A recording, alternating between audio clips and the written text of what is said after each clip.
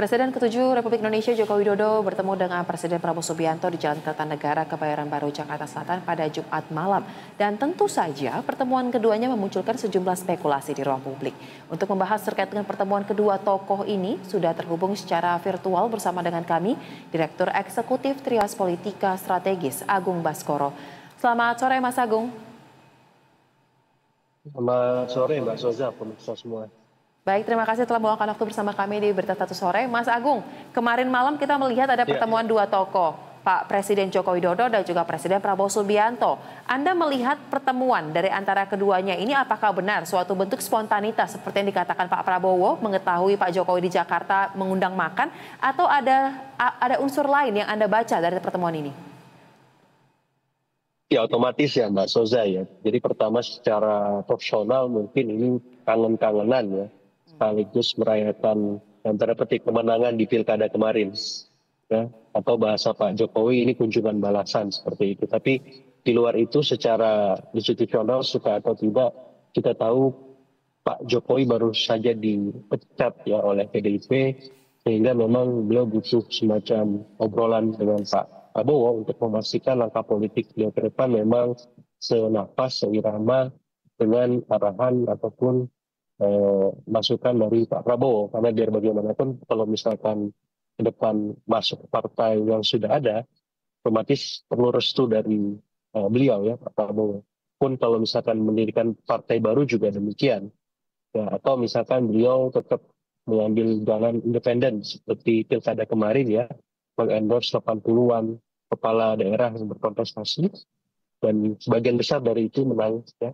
Dan saya kira itu masukan juga bagi Pak Prabowo bahwa Pak Jokowi ini memang punya bobot elektoral yang kuat, sorry Pak Jokowi ya, sehingga dipertimbangkan untuk bisa terus berkolaborasi dengan Pak Prabowo.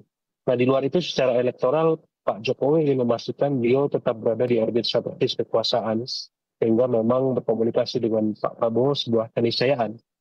Dalam artian kita tahu bahwa kita atau tidak ya, Pak Jokowi ini masih umurnya muda ya, panjang seperti itu. Pun keberhasilan beliau mendorong Gibran sebagai wakil presiden, kemudian Kaisang sebagai ketua umum PSI, terus juga ada Bobi sebagai gubernur Sumatera Utara dan 80-an kepala daerah yang sebagian besar menang tadi, itu sedikit banyak memberikan bobot elektoral yang besar ya, dan sangat mungkin apapun ditempuh Pak Jokowi untuk tadi ya, bergabung dengan partai yang sudah eksis, mendirikan partai baru, atau mungkin hanya sebatas independen walaupun peluang ketiga ini mengecil. Seperti itu Mbak Soja sebagai pengantar. Baik, memang menarik untuk membahas terkait dengan apa sebenarnya yang menjadi pembahasan utama ya terkait dengan pertemuan antara Prabowo dan juga Joko Widodo ini. Tapi sebelum kita lanjutkan pembahasan terkait dengan hal ini, Mas Agung, saya akan ajak Anda dan juga pemirsa BTV untuk sama-sama kita saksikan pernyataan dari Presiden Prabowo dan Presiden Joko Widodo berikut ini. Saya undang makan gitu. Jadi beliau pernah, saya pernah ke rumah beliau di Solo, saya undang sekarang ke Kertanegara. Saya kira itu ya. Agendanya tadi apa aja Pak di dalam Pak? Tadi kita makan malam Pak ya. Makan. Nah, menunya apa Pak? Kemarin kan nasi goreng Jawa Pak. Ayam goreng dan macam-macam lah. Ya. Ada pembahasan politik sama ekonomi Pak. Partai Gerindra mungkin atau bagaimana? Hah? Oh kalau Gerindra terbuka. Tapi kita tentunya nggak bisa. Beliau Bapak Presiden waktu ke Merauke kan, kemudian mampir ke Solo. Ini saya pas ke Jakarta, kayak kunjungan balasan gitu. Karena kangen. Mas Agung, jika kita lihat sepertinya memang suasana yang ditangkap adalah suasana yang bahagia ya. Keduanya cukup sumringah dan menyapa awak media dengan jawaban yang cukup gampang dimengerti, tidak perlu berbelit-belit. Kemudian tadi ada yang menarik, kalau saya simak dari Pak Prabowo mengatakan kalau Gerindra sih cukup terbuka. Nah, pertanyaan saya, apakah Anda memprediksi bahwa Presiden Joko Widodo dan juga keluarganya yang telah dikeluarkan dari PDI Perjuangan ini akan segera berlabuh ke Gerindra daripada ke partai lain? Sebut saja yang paling santer diisukan kan sebenarnya partai yang berlambang pohon beringin ya. Tetapi apakah ini akan ke Gerindra menurut Anda?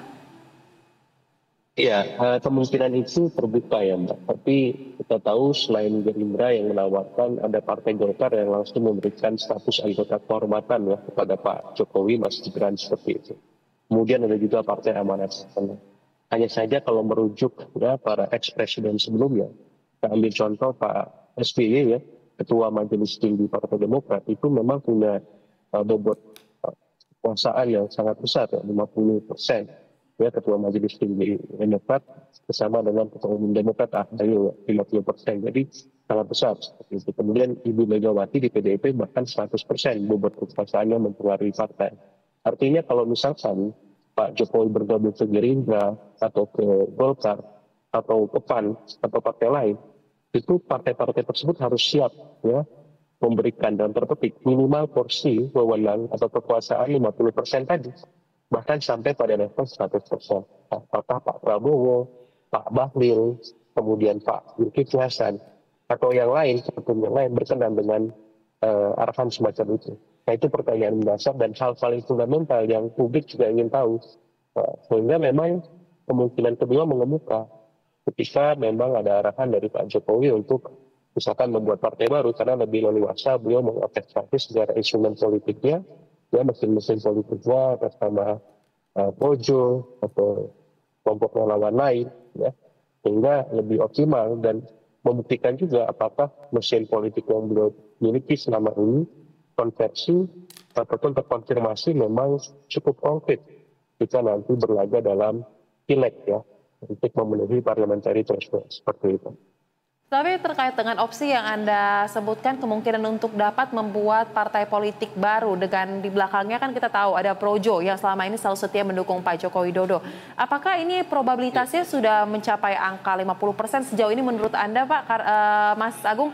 Karena kan terkait dengan partai politik yang pengen kehadiran keluarga Presiden Joko Widodo juga banyak sebenarnya. Tetapi apa batu sandungan mungkin jika bergabung ke partai lain? Apakah ada penolakan mungkin dari partai tertentu internalnya?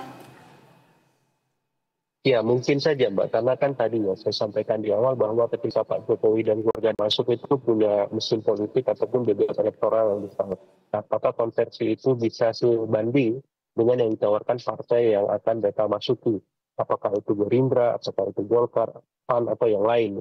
Kalau ini tidak ketemu ya, win-win solution-nya dapat, saya kira ini hanya sekedar masuk saja, tidak ada bedanya dengan anggota yang lain gitu. Nah, Pak Jokowi dan keluarga saya kira tidak ingin seperti itu karena mereka sebelumnya sudah di PDIP ya, punya pengaruh juga ya, apalagi posisi beliau sebagai presiden, kemudian anak sulung beliau wakil presiden seperti itu. Ini dua entitas figur yang punya kapasitas elektoral yang signifikan mempengaruhi panggung politik kita baik di depan dan di belakang layar, sehingga siapapun yang ingin melibatkan Pak Jokowi masuk ke dalam partainya memang harus bernegosiasi ulang apa wewenangnya seberapa besar itu, peran-perannya gimana seperti itu. Nah, apakah mereka siap dengan ya kocok ulang bahasan soal peran strategis di partai yang akan mereka terlibat di dalamnya seperti itu. Jadi kendala teknisnya lebih kepada kesiapan partai itu sendiri ya, baik di internal maupun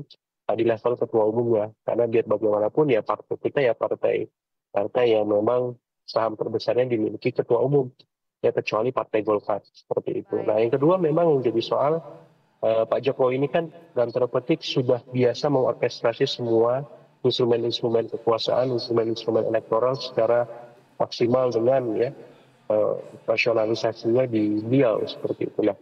Ketika di partai kan beliau harus berkompromi dengan berbagai macam kepentingan dan kekuatan. Nah, apakah beliau juga nyaman dengan itu seperti itu?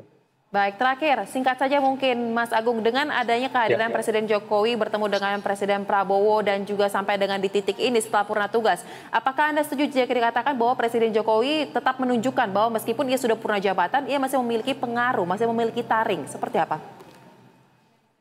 Persis, Mbak. Jadi pengaruh beliau itu dibuktikan kalau kemarin dengan approval rating dan elektabilitas, ini dengan endorse beliau ya kepada kepala daerah di pilkada kemarin, dan konversinya ke depan apakah sama, saya kira itu akan terlihat bagaimana Gibran berkontribusi dalam amanah barunya sebagai wakil presiden.